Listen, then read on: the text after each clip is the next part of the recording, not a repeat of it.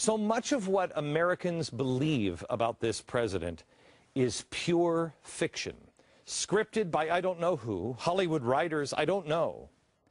We don't really know who Jeremiah Wright was to him. This is more than spin or political gain, and it is important because we've heard all kinds of stuff. And unfortunately, the president's life, as you will see, is pure fiction. He contradicts himself on prompter. He'll say one thing about his family and his past and another thing about his family and his past, and they don't match.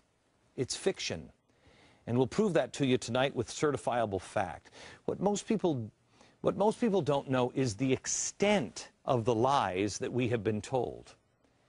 In retrospect, it seems as though everything that Barack Obama has said about his family has been carefully calculated and written and read off a teleprompter for political gain. Because almost none of it, think of this, almost none of it is true. Even the way Barack Obama says his father, Barack Sr., arrived in America for school. What he says is false. Watch. So the Kennedys decided we're going to do an airlift. We're going to go out to Africa. And we're going to start bringing young Africans over to this country and give them scholarships to study so that they can learn what a wonderful country America is. And this young man named Barack Obama got one of those tickets and came over to this country. Okay, not true. John F. Kennedy wasn't even the president when Barack Sr. arrived in Honolulu to enroll at the University of Hawaii in 1959. Obama Sr. was able to take advantage of a program provided by Jackie Robinson and Harry Belafonte, who doesn't really exactly see things the way John F. Kennedy sees things, or maybe you. But it was a fund for Africans. So why would he say the Kennedys did it? Because the timeline is wrong. Now, we can assume that, well, he just got it wrong that one time. Or was it for political gain of some reason? Or does he even know the truth anymore? Again, one little small fact and you're like, okay, whatever. But he throws JFK into the story. Then there is the fable about his parents getting together as a result of the march on Selma, Alabama, in the same speech. Watch. There's some good craziness going on because they looked at each other and they decided, we know that in the world as it has been, it might not be possible for us to get together and have a child. But something's stirring across the country because of what happened in Selma, Alabama, because some folks are willing to march across a bridge. And so they got together and Barack Obama Jr. was born. That's a great story, but none of it is true. See, the problem with that one is that Barack Obama Jr. was born 4 years before the march on Selma took place. How's that work? Don't tell me I don't have a claim on Selma, Alabama. Well, don't tell me I'm not coming home when I come to Selma, Alabama. I'm here because somebody marched. No, you're not. You don't have a claim. You're not here because they marched. You were born before they marched. You were born in 1961, and the Selma March was 1965. So, Mr. President, where are you getting this story? You are not coming home when you come to Selma, Alabama. Now, during his coming out speech, if you will, I mean, not to be confused with last night's coming out speech, this is the one where he burst in the national spotlight at the DNC convention in 2004. We were told that he was a young moderate uniter, a fresh, post-racial, post-partisan politician. And boy, his speech really sounded like that. I remember it. It was great. This is how he began his speech. Tonight is a particular honor for me because, let's face it, my presence on this stage is pretty unlikely. My father was a foreign student, born and raised in a small village in Kenya. He grew up herding goats, went to school in a tin roof shack. His father, my grandfather, was a cook, a domestic servant to the British. Okay. Now, according to Barack Obama Sr.'s first wife, Kezia, that's not true. It's not true. According to his father's wife, not true. Barack Sr. married Kezia when he was 18 and she was 16. Her parents were upset and wanted her to come back home. So Senior's father, his grandfather, gave Kezia's family 14 cows as a dowry. Wait a minute, he had a tin roof and he was a servant with the British master. How many servants of the British masters have 14 cows in which to buy their son's wife? My father was a baker. We didn't have any cows or wouldn't have that kind of money to buy my wife. But Barack continued. My parents shared not only an improbable love, they shared an abiding faith in the possibilities of this nation. The love his parents shared is improbable. That much is absolutely true. Considering that Barack Sr. was still married to the aforementioned Kenyan woman named Kezia, who had 2 children with him.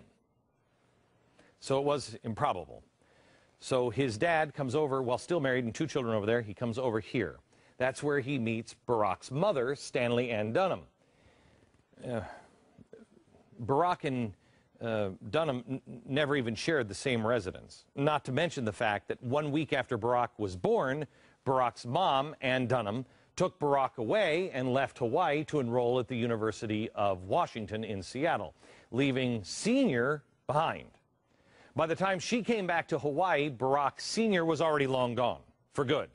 First off to school in Boston, and then Harvard, and then he met somebody in Harvard. He married yet a 3rd woman named Ruth. And he took Ruth back to Kenya with him, where his first wife, whom he was still married to, waited. So he had 3 wives. So that, yes, I would agree that, he didn't really get into the details there, but yes, improbable love is probably a good word for it. But as far as his parents' abiding faith in the possibilities of this nation, this is where it really gets dicey. Anne lived much of her life in Indonesia and Pakistan and anywhere else but America. Barack Sr. got his free first-class education in Hawaii and then at Ivy League's Harvard and then hightailed it back to Kenya, never to return to America. Other than a month-long visit to Hawaii when Barack Obama was 10, that was it. He accepted the priceless American education and then used it to benefit himself and Kenya. But how did he use it? To promote American ideals that he loved? No, he used it to promote his brand of socialism and communism in his homeland's government. At his star-making speech in 2004, Barack Obama said this. They would give me an African name, Barack, or Blessed, believing that in a tolerant America, your name is no barrier to success. Okay, that's great. That's the kind of thing that we all said, wow, that is great. This is a storybook. Exactly. It's interesting because he went by the name Barry for most of his childhood, except for the exact opposite reason. Obama says his mother advised him not to switch from being called Barry to Barack for her fear that his African name would mean something very, very bad for him in America. So they didn't name him Barack because they had great love for America and respect, and they knew. No, when he tried to change it later when he was becoming a radical, she said, don't. You can't trust America. So which was it? Obama's highly acclaimed book, Dreams from My Father, details his struggles, such as that one, and other racial tensions, causing him confusion about his place in the world. It set the tone for the post-racial excitement his legions of followers felt. In the book, he told the heartbreaking story of visiting his mother one day at work at the U.S. Embassy when the family had moved with his stepfather to Indonesia. He had leafed through a copy of Life magazine, and he found a horrible, shocking photo, one that he would never forget, and an article about a black man who was so uncomfortable with the color of his skin that he bleached his skin in effort to become white. It was shocking. It was a rude awakening for little Barack at the time. Unfortunately, it's not true. When Life was contacted for the details of that story, Life said, We've looked it up. We've never run that story in this magazine. Obama's people said, well, then it was ebony. And then it was, well, who knows what it was? That was Barack's reply to the anomaly. By the way, Ebony also was contacted. They never had run that story either. Who knows what it was? I do. It was fiction. Another unnerving racial story in Obama's brilliant and moving autobiography that showcased the racial division that he had overcome. Was the story of his white girlfriend in New York, whose name we now know to be Genevieve. After moving there to attend Columbia, one particular night, he took her out to see a black playwright in the city. Well, this is another very moving part of the book. Barack found the play extremely funny, but she came out confused. Here's his description of that fateful night. In the book, he says, after the play was over, my friends started talking about black people, why they were so angry all the time. I said it was a matter of remembering. Nobody asked the Jews why the Jews remember the Holocaust. I think I said. And she said, that's different. And I said, it wasn't. And she said, that anger was just a dead end. And we had a big fight right there in front of the theater. When we got back to the car, she started crying. She couldn't be black, she said. She would if she could, but she couldn't. She could only be herself, and that just wasn't enough. When the press recently, finally contacted this woman, she said, glad you called. Nothing like that ever happened. Nothing like that ever happened. With her, anyway. Oh, yeah, that's right, Barack Obama now admits. The girlfriend he was talking to was a compression. He was using a composite girl when describing his dates in New York. How do you have a compression conversation like that about race? Answer, you don't. It's script writing. This uniter, this post-racial icon of hope and change. Oh, he did stir the racial stew, though, to the point to where even he threw his beloved grandmother, who raised him when his mom left him, he threw her under the racial bus. Look at this and watch his eyes. He's talking about Jeremiah Wright here, defending Jeremiah Wright, but watch, he's reading the teleprompter in something so personal about his grandmother. I can no more disown him than I can disown my white grandmother, a woman who helped raise me, a woman who sacrificed again and again for me, a woman who loves me as much as she loves anything in this world, but a woman who once confessed her fear of black men who passed her by on the street. No way. And who on more than one occasion has uttered racial or ethnic stereotypes that made me cringe. That's not true. Yeah, I don't know if that happened or not, but this is a storyline. Nobody says that about their grandmother and has to read it. If it's true, you look at the camera in the eye. You don't need to read that. A few days later, he explains this to a radio show. The point I was making was not that my grandmother harbors any racial animosity. She doesn't. Right. But she is a typical white person who, if she sees somebody on the street that she doesn't know, there's a reaction that's been bred into our experiences that don't go away and that sometimes come out in the wrong way. I have to tell you, man, as I'm watching this, I'm thinking to myself, this is a show that you need to preserve. You need to burn this onto a DVD and preserve this show. Somebody needs to remember all this stuff, because this will be history someday. Someday all of this truth will come out. No white politician could have ever survived a comment like that, typical kind of any person, with a certain reaction that had been bred into them. That's crazy talk. They'd have no career left, nor should they. And they certainly wouldn't have been elected president of the United States. But Barack Obama would do or say anything to become president. And his scriptwriters and his minions in the media helped him do it all away. He could look at the American people directly in the eye through a teleprompter and flat out lie over and over again, as he did in the debates with John McCain, as he did on one of the rare occasions when McCain brought up his seedy relationship with terrorist Bill Ayers. So, and you launched your political campaign in Mr. Ayers' living room. That's absolutely not true. And the facts are facts and records are records. That's not the... It's not true? Yes, it is. It's an amazing work of fiction that you just watched. It's not true. It's one that even the left-leaning factcheck.org verifies. While trying to cover and excuse Obama over silly details of the relationship with Ayers, and for that matter, even covering desperately for Ayers, they said referring to him as a terrorist is a stretch. Fact Check specifically mentions at least half a dozen Ayers meetings that Obama lied about or covered up, including board meetings, retreats, news conferences together. Oh, and yes, in fact, Ayers hosted a meet and greet coffee for Obama, who was running for state senate and who lived 3 blocks away from him. That's from the left. Yes, in Bill Ayers' living room. And he lied. Why? You know what's interesting is the part of Obama's script or novel or fairy tale life that have been left out is Bill Ayers' father.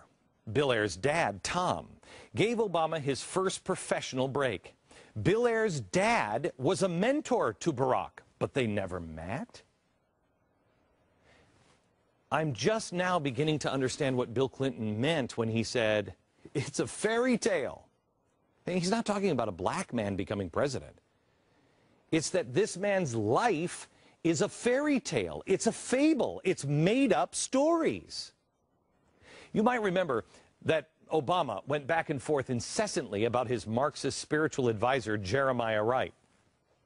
I did not hear such incendiary language myself personally, either in conversations with him or when I was in the pew. Did I ever hear him make remarks that could be considered controversial while I sat in the church? Yes. Okay. All of that and so much more was before he even got to the White House. I'll show you the myths since taking office when we come back. I have been showing you Obama's life of fiction. I wish these things weren't true, because when you really start to unravel all this stuff, something sinister is here. We have somebody who's had their entire life fictionalized. And when he took the office of the presidency, the lies became more blatant, but more political, lying from everything about supporting single-payer health care to doctors amputating feet and tonsils for more profit in a desperate attempt to pass health care. He promised to close Gitmo in a year, to saying that when it came to border security, then they wanted a fence. Well, the fence is now basically complete. The fence is now basically complete. I mean, it's the typical politician lies, but then so far beyond. The fence is 5% complete, 5%, according to the Department of Homeland Security. Basically, that's complete, right? I mean, if you need $100 for dinner and you have a $5 bill in your pocket, I mean, any waiter will tell you, hey, you're good. I mean, basically, you've completely paid for dinner, right? No. In his effort to stoke the fires of class warfare, he is continually lying about the amount paid in taxes by the wealthiest Americans. He lied, never doing signing statements. Yes, he is. No lobbyists in the White House. Yes, like the first week. The Arizona immigration law. What? Pay as you go. No. Shovel-ready jobs. There are none. Jobs created or saved. No earmarks in the stimulus package, and on and on and on. So how can you possibly trust anything this man says? Anything that this man has said. Even when he speaks of America in positive terms, it rings hollow because of all of the falsehoods he has spoken, and it is a pattern of behavior. It is the light of opportunity that led my father across an ocean. It's the founding ideals that the flag draped over my father's coffin stand for. It's the flag, the ideals of that flag draped over my father's coffin. Really? Let me see if I have this right. Your father, who's buried outside Nairobi in Kenya, had a flag, the American flag, draped over his coffin? Why? I mean, that's weird. When he spoke so glowingly at the '04 convention of America's founding document, it sounded real. Our pride is based on a very simple premise, summed up in a declaration made over 200 years ago. We hold these truths to be self-evident, that all men are created equal, that they are endowed by their Creator with certain inalienable rights, that among these are life, liberty, and the pursuit of happiness. That is the true genius of America. Okay, two things. I've never heard him since president say endowed by our Creator, but I've also never heard him say that's the true genius. I wish we heard more of that and less of this. But I think it is an imperfect document, and I think it is a document that reflects some deep flaws in American culture, the colonial culture nascent at that time. It also reflected the fundamental flaw of this country that continues to this day. Okay, and then he said, of course, this.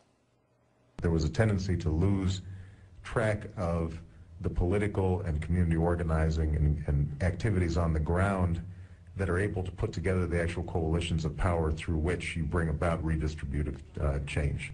Okay. All of this from quite possibly the quintessential example of America's greatness, of the hope without fundamental change, the opportunity available here because of our exceptionalism, as he said in '04 in that speech. They imagined me going to the best schools in the land, even though they weren't rich, because in a generous America, you don't have to be rich to achieve your potential. And that's what happened to him. Barack Hussein Obama, who wasn't wealthy, who has said 100 times he was the one with a funny name, the one who came from an interracial, broken family, who had no connections. Still, he attended, strangely, the most prestigious high school in Hawaii, then somehow went on to Occidental College in California, and not one, but two exclusive Ivy League schools, Columbia and Harvard Law. He then rose to political prominence in Illinois to such an extent that he then became the most powerful man on planet Earth. Now, as Joe Biden might say, that's a storybook, man. But no, Joe, that's not a storybook. If it were true, that's America. That can happen here. But what's the problem? Why does he constantly whine and complain about America, as he does here? You've got to make pretty tough choices when you are first starting out. You might have to put off buying a house. It might mean that you can't, go after that great idea for a startup that you have because you're still paying off loans. What are you? Maybe you've got to wait longer to start a family or save for retirement. And this is something Michelle and I know about firsthand. And we were lucky to land good jobs with a steady income. Okay. Now let's see if I have this one right. It's tough out there because you getting out of college might have to wait to buy your own home. Yeah, you're going to have to wait before you become the CEO of ExxonMobil, too. That's life. I don't know anybody who got out of college and bought their own home. Who gets a home right out of college? Who lands their ultimate dream job as soon as they graduate? And for that, he claims that's unlucky, and he was lucky. No, he was given amazing opportunities in this land because of the greatness of this country and his hard work, his effort, his talent. But this is Barack Obama's biggest and ugliest lie. And he tells it over and over again, and one we must never believe, that you can't do it like he did. You can't make it without his programs, without his government intrusion. You can't do it until he fundamentally transforms the United States of America. We are 5 days away from fundamentally transforming the United States of America. How true that is.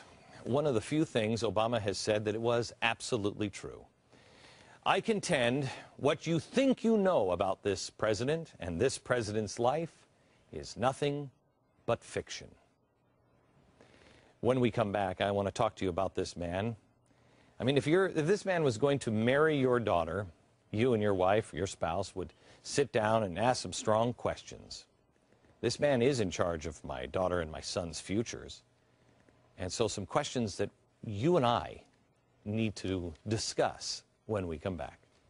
This is a hand-carved exact replica of the Resolute desk that sits in the Oval Office. The man who sits behind this desk is the most powerful man on the planet. He shapes the lives of millions, not just here in America, but all over the globe. The man who sits behind here is our representative. He's the guy that speaks for all of us. He's the guy, when he goes overseas, we say, he's our representative. That's an important task. I contend Barack Obama does not, even Democrats, does not represent the average American. I bet he doesn't represent 80 or 90%. He's not like us, and it has nothing to do with color. Nothing. Here he is, the man who is leading the free world. He's leading the greatest nation on earth. He is and will be bashing Mitt Romney relentlessly for everything he believes now and in the past. And yet we don't really know what he believes. Remember, he is our representative. I want to talk to you here a little bit about what we really know. And does he represent you? Does he represent anyone you know? I mean, look, I expect that we're going to disagree with people from time to time. We're going to disagree on policies, and we're going to have, as George Washington said, battles on the battlefield of ideas. We're going to duke it out. But there's something wrong. And it's time that we sit with our friends and have a reasonable conversation and ask them a few questions. I want you to ask your friends this. Are you, or can you name a friend or a relative that's like this man? Can you name anyone with, let's say, 3, 4, 5 of what I'm going to show you, 5 of them or 3 of them that you go, yeah, I know that guy. See how many you can do. Ronald Reagan said if we can get 7 out of 10, we're good. We don't have to agree on everything. How many out of this list of about 20 questions? First, are you or do you know anyone with the kind of liberation theology, Christian understanding of Jesus Christ of Jeremiah Wright? Do you know anybody that would have gone to that church? Do you know anybody who believes, who's a Christian, who believes in collective salvation? And recognizing that my fate remained tied up with their fates, that my individual salvation is not going to come about without a collective salvation for the country. This is not a Christian view. Do you know anybody who believes that they cannot go to heaven unless everybody is saved in the country? How about this? Do you know anyone who is raised and or mentored by communists? And then don't deny that communist past. Do you have friends or acquaintances with Marxist, communist, or domestic terror ties? I don't think the guy had a chance of being anything but a communist. You kind of feel bad for him when you look at the family tree or the communist tree here. Here's his dad.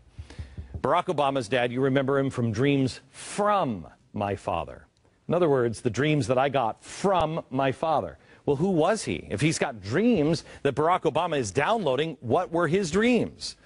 There's a new report out now from the London Daily Mail. It's part of a 1959 study. The State Department was worried at the time that Kenyans studying in the United States, including Barack Obama's dad, had a reputation for being anti-American and anti-white. Wow. You would think, I mean, if George Romney was anti-Kenyan, you'd think we'd hear about that, don't you? The report added, the arrival here of these students, many of them in different academic caliber and ill-prepared for the venture, is likely to give rise to difficult problems. And they were more than right, more than they could possibly ever know. So his dad hates America and is anti-white. When his dad dies, Barack was young. But what about the other caretakers in his life? Where did he go? Well, Grandma and Grandpa, they look great and everything, and I'm sure they're very nice people, but they took Barack Obama to the Little Red Schoolhouse. It's red because it's a communist schoolhouse. That's why it was called the Little Red Schoolhouse. Mom was a communist and a radical. When she got her new husband, Lolo, Obama's stepfather, they moved to Jakarta. That's, I think, where he had dog.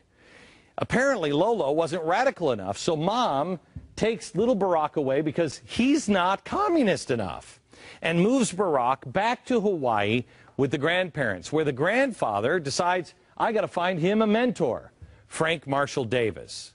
Frank Marshall Davis just happens to be a communist. I mean, what are the odds? Again, don't you feel a little uncomfortable? I mean, I feel bad for him, actually, because he didn't have a chance. When he goes back to college, who does he hang out with? Let Barack Obama say it for himself. Here he is. To avoid being mistaken for such a sellout, I chose my friends carefully. The more politically active black students, the foreign students, the Chicanos, the Marxist professors and structural feminists and punk rock performance poets. Okay. So the apple's not falling far from the tree. Of course, the tree doesn't have apples because they lived in a food desert. But anyway. As an adult, he finds Jesus. Okay, that's great. But who's he find it from? A guy who says Jesus is a black man and hates white man. And he also hates the Jews. Jesus does. He's a radical Marxist, anti-Semite, Reverend Jeremiah Wright.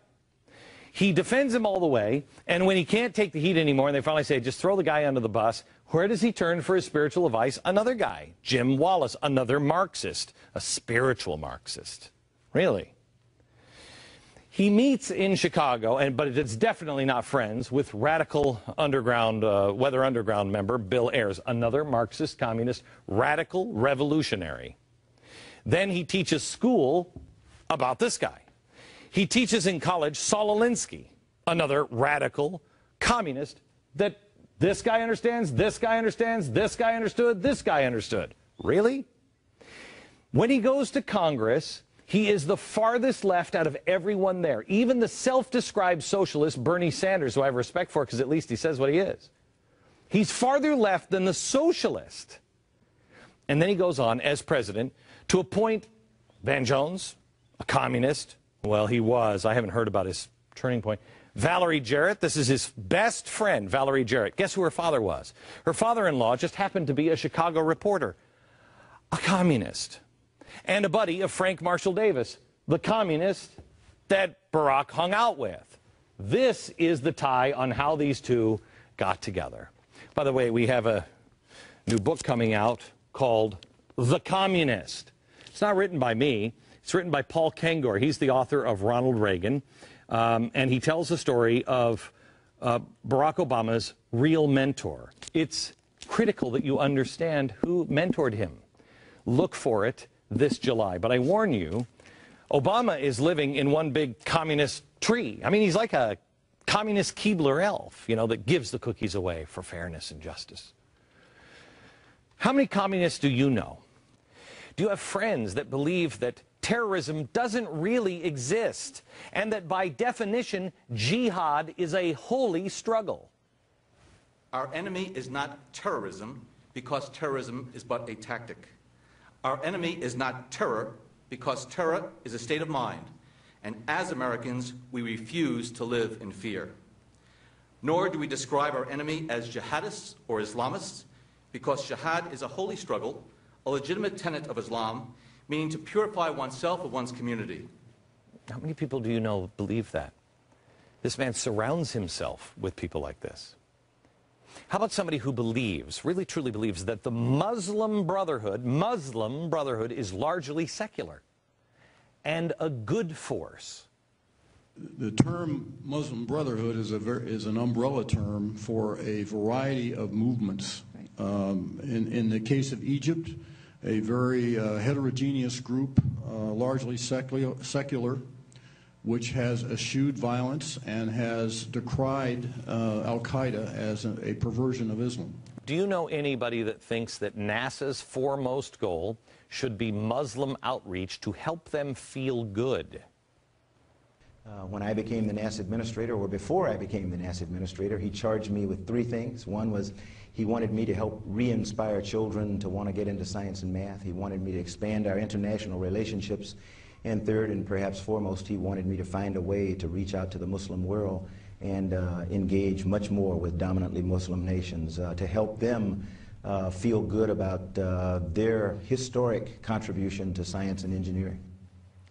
Do you know anybody that believes now that Occupy Wall Street features the best people in our country? Would love to hear some of these Republicans who are attacking these struggling people and young people and calling them divisive say something about this kind of despicable attack on the best people in our country right now. The most selfless are down there on Wall Street.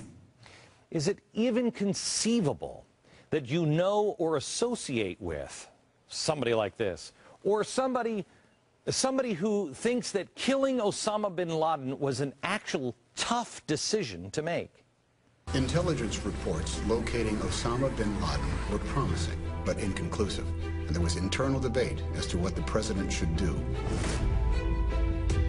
The entire national security apparatus was in that room, and the president turns to every principal in the room.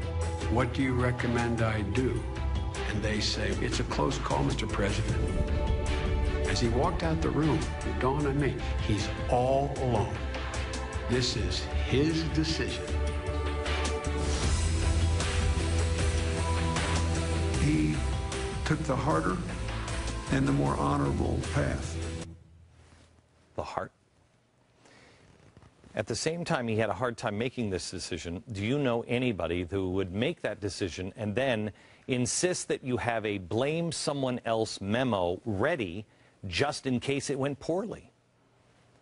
Who in your circle believes that Israel is the biggest obstacle to peace and prosperity in the world? And it's not just Israel, it's Israel and the United States. Do you know anyone who believes the United States Constitution needs to be a photo negative for it to be workable for today? Generally, the Constitution is a charter of negative liberties, says what the states can't do to you, says what the federal government can't do to you, but it doesn't say what the federal government or the state government must do on your behalf. Would you or anyone you know take a gift given to us by England after 9/11, and then when you get into office, take that bust and say, you got to take this back to you? And when the Prime Minister said, no, no, no, that was a gift, you can put it in a museum, you would have that boxed up and shipped back over to England, our closest ally. Do you know anybody that would do that?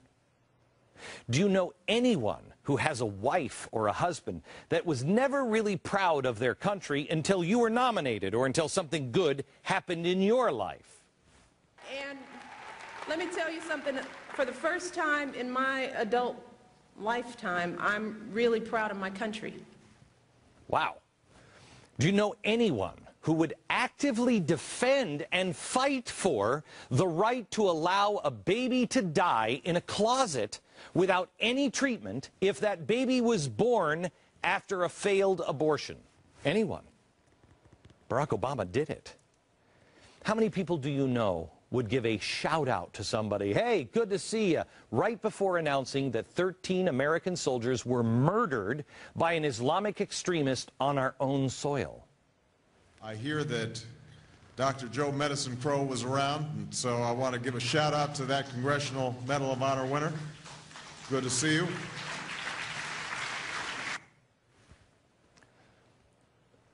Do you know anybody who is a really big Israeli supporter? Somebody who says they are our best friend and we've got to be there every step of the way, who then has the prime minister of that country fly over halfway across the world, has dinner scheduled, you meet with the prime minister, and then you're like, you know what, I can't make dinner tonight. And then you go and have dinner with your friends while you make the prime minister wait, and then humiliates him. And then this great supporter of Israel would go and visit all of the Muslim countries all around Israel, but can't find any time in his schedule to go to Israel. Do you know anybody who says they're the biggest supporter of Israel, die hard, they're our best friends, a loyal supporter, but they believe they should go back to their indefensible 1967 borders as a starting point for negotiations? The United States believes that negotiations should result in two states with permanent Palestinian borders with Israel, Jordan, and Egypt, and permanent Israeli borders with Palestine. We believe the borders of Israel and Palestine should be based on the 1967 lines. My guess is you don't know anybody like this. You don't know anybody who shares these beliefs, let alone 3 of these beliefs, or 5. Yet all of these are firmly held by Barack Obama and all those that he puts around. And we're just scratching the surface. He's in charge of our future. Is he a good representation of what you believe?